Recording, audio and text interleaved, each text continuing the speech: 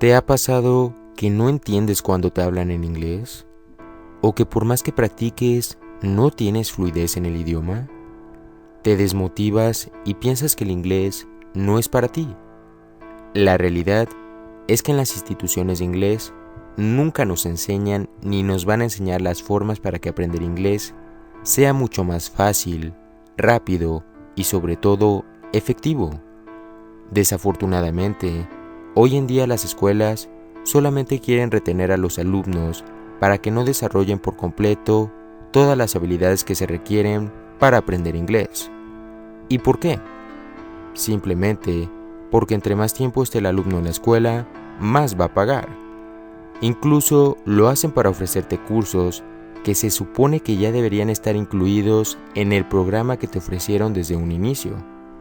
Si alguna vez has estado en alguna escuela de idiomas, no me dejarás mentir que en más de alguna ocasión te ofrecieron algún curso de fluidez, algún club de conversación o alguna preparación para algún examen, entre sus otros miles de cursos, que ya te tienen preparados estratégicamente para que en algún punto de tu aprendizaje te veas con la necesidad de tomarlos.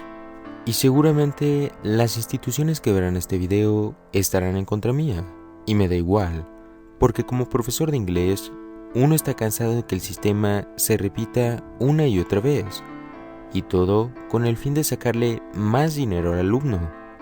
Mi nombre es Diego, y el día de hoy te traigo la segunda parte de las 5 cosas que me hubieran gustado saber antes de aprender inglés. Y si no has visto la primera parte, te invito a que lo hagas. El día de hoy te daré algunos excelentes tips que harán que tu fluidez sea mucho mejor y mucho más natural. Debo decir que estos tips que te daré son basados en mi aprendizaje y experiencia con el idioma, por lo cual no siempre se sigue esta regla, ya que hay que recordar que el inglés es el idioma de las excepciones. Lo primero que me hubiera gustado saber es esta gran técnica de pronunciación para las palabras que va basada en que si la palabra contiene doble O, esa doble O se pronunciará como una U.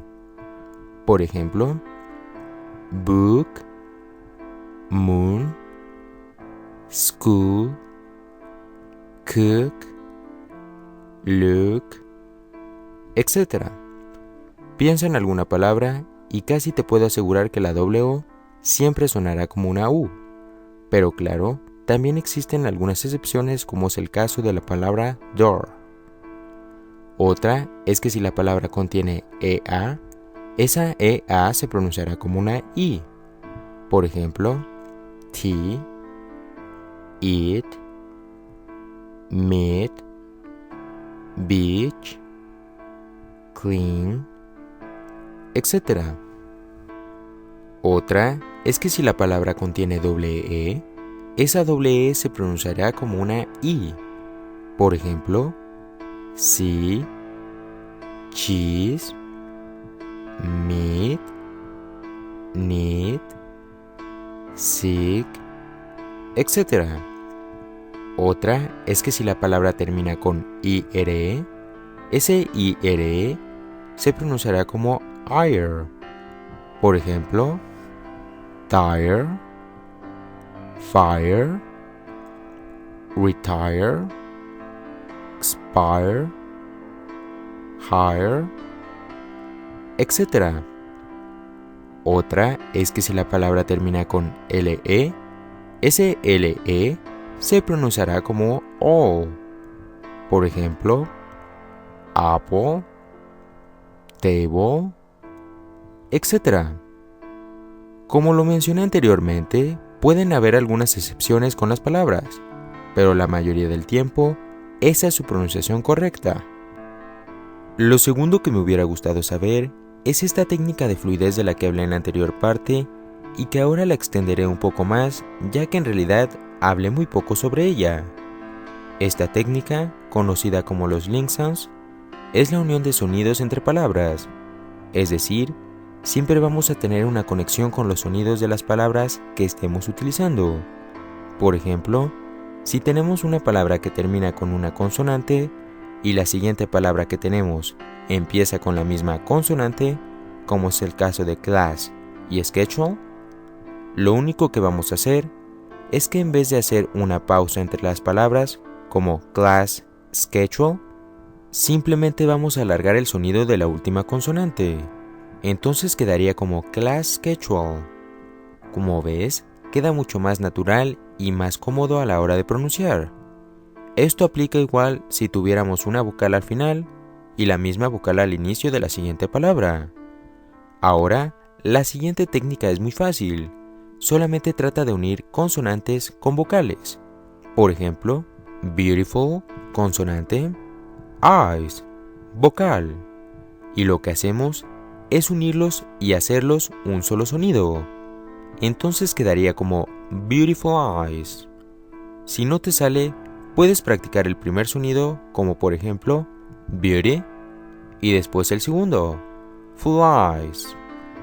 Una vez que lo hayas hecho, solamente únelos. Beautiful eyes. Si haces esto, notarás que tu fluidez y pronunciación mejorará muchísimo. Otro ejemplo podría ser con un phrasal verb. Clean, consonante, up, vocal.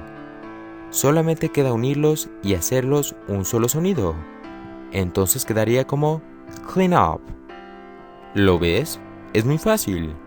Pero si quieres desarrollar mucho más rápido esta habilidad de poder unir las vocales o las consonantes en las palabras, te recomiendo que formules oraciones y las practiques hasta que puedas decirlas con fluidez y de manera natural. Aquí es donde viene lo tercero que me hubiera gustado saber, y es que hay que aprender a escuchar. Esto no solamente aplica en el inglés, sino en todos los idiomas. Muchas veces mis alumnos me preguntan que cómo van a entender qué significa una palabra si hay otra que suena exactamente igual. Y yo siempre les respondo que no hay que enfocarse solamente en la palabra, sino que debemos analizar con quién estamos hablando, dónde estamos, de qué estamos hablando, qué es lo que está pasando, en fin. Así es como realmente le damos sentido a la conversación que estamos teniendo. Incluso sin saber el significado de una palabra, tú podrás interpretar fácilmente qué es lo que quiere decir si tomas en cuenta todos estos factores. Así que recuerda que debes prestar mucha atención y sobre todo no distraerse cuando te estén hablando. Ahora, lo cuarto que me hubiera gustado saber, que mencioné en la anterior parte pero quiero volver a repetir, es no aprender palabras sueltas. Y lo repito porque siempre veo que hay personas recomendándole a los alumnos que están iniciando en el aprendizaje del idioma inglés que con aprender muchas palabras al día van a tener un nivel alto de inglés. Y la realidad es que esto no sirve. Quizás serás una persona que tendrá mucho vocabulario, pero de nada sirve saber 1000 palabras si ni siquiera puedes expresarte correctamente y sobre todo fluidamente en inglés, ya que además de que tu cerebro demorará mucho en acomodar palabra por palabra, no lo harás de manera correcta y no vas a saber las expresiones coloquiales, los phrasal verbs y además, una palabra por sí sola en inglés puede tener muchísimos significados. Te daré un ejemplo. Si tú aprendiste que book es libro, estás en lo correcto.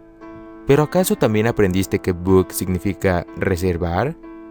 Y que es muy común utilizarlo cuando vamos a algún hotel, aeropuerto, etc. Por ello, es que te recomiendo aprender expresiones completas y no palabras sueltas. Pueden ser 1 o 2 por día. No te presiones, porque de aquí viene lo último que me hubiera gustado saber. Y es que no debemos sobrecargar nuestro cerebro de información. Y con esto me refiero a que no hay que tratar de aprender todo el inglés en una semana. Por ejemplo, ¿cuántas veces no nos ha pasado que cuando teníamos un examen en la escuela, tratábamos de estudiar todo un día antes y al día siguiente se nos olvidaba absolutamente todo? Esto es igual con el inglés, ya que si tratas de estudiar todo en un periodo muy corto de tiempo, lo único que va a pasar es que no vas a aprender y te sentirás frustrado por haber perdido todo ese tiempo. Así que mi recomendación es estudiar un tema hasta que lo tengas dominado, en pronunciación, en entendimiento, en lectura, en escritura, y aprender que estudiar no es solamente abrir un libro y verlo por horas, sino saber que si estudias poniendo atención, escuchando, repitiendo y practicando por al menos media hora será mucho mejor que si estudiaras por 6 horas con el celular a un lado, escuchando ruidos, distrayéndote, pensando en otras cosas, en fin, lo que sea que pongas de pretexto para no prestarle atención al estudio.